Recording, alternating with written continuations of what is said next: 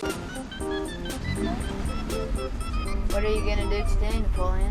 Whatever I feel like I want to do. Gosh!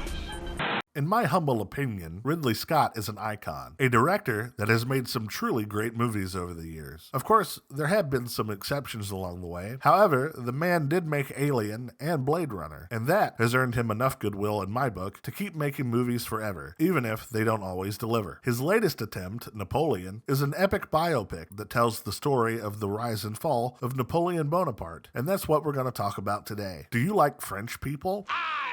Fart in your general direction. Well, then I've got a movie made just for you. Hold on to your hats, kids, as we take a spoiler-free look at Napoleon.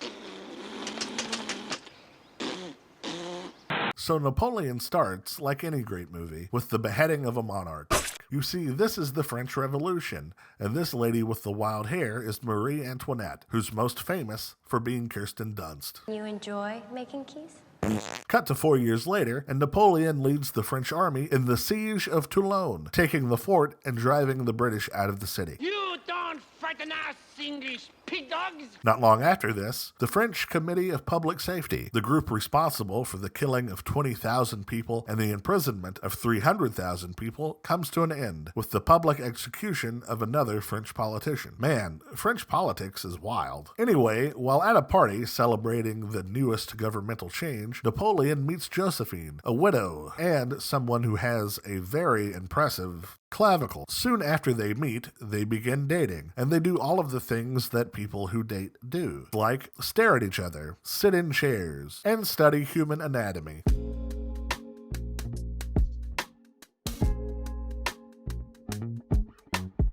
Oh yeah. Naturally, they get married, but sadly the honeymoon doesn't last very long, and Napoleon heads to Egypt to stick it to the British once again. You and all your silly English kniggets. While celebrating his latest victory at the Battle of the Pyramids, he learns that Josephine is a smelly pirate hooker and is cheating on him with another man. And after he abandons his troops and confronts her about it, he confesses that he too has had affairs, which leads to the couple getting in a large fight. I hate you. I hate you more! At this point in the movie, 6 years have passed, and that can only mean one thing. Toyotathon is on! Nope, it's time for yet another change in the French government. And this time around, Napoleon, along with two others, decide to stage a coup and take the government for themselves, which eventually leads to Napoleon being declared Emperor of France. Long live the Emperor!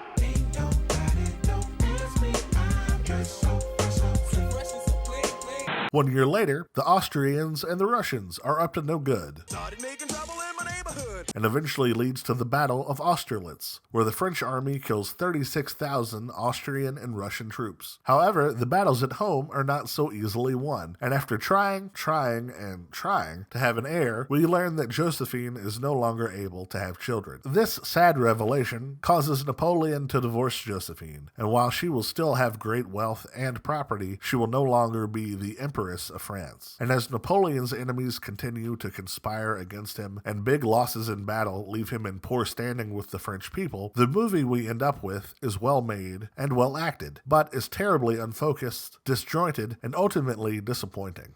Now let me first say on a technical level that this movie is incredibly impressive. The use of so many extras and battle scenes and the proper use of CGI to enhance the scope of those battles are reminiscent of Ridley Scott's work in Gladiator. He's a master of this kind of thing, and it's evident in this movie. On the acting side of things, we all know that Joaquin Phoenix can act. That goes without saying. But a big standout in this movie is Vanessa Kirby as Josephine. She does a lot of the heavy lifting when it comes to the relationship scenes between her and Phoenix, and is certainly able to hold her own when it's just the two of them together. But like I said, there are some big issues with the movie. The movie is 2 hours and 45 minutes long, but even with that long of a runtime, it feels like entire chunks of the movie are missing. Now, it's my understanding that when this movie hits Apple TV, they're going to release a 4-hour long version of the movie, and I think that is what we're going to need to really make this movie work. Because as it stands now, the theatrical version of the movie is missing a lot of connective tissue that would benefit the movie a lot. There's a lot of time jumping in the movie, all of which are big moments in French history. But if you're not well versed in French history, you won't have much of a context for what's happening. It would be helpful to have more scenes to give more context to these moments. The movie also suffers from not being able to focus enough time on the relationship between Napoleon and Josephine. It's obvious that this was supposed to be a big part of the movie. The movie is trying to show a very complex relationship between these two very complex people. More of them together as a couple would certainly serve the movie better. So when it comes down to it, would I recommend the movie? Yes, I would. I would see it on the best screen you can at a matinee price. I certainly wouldn't pay for a $30 IMAX ticket, but a good Dolby Digital screen in the afternoon would certainly be well worth it.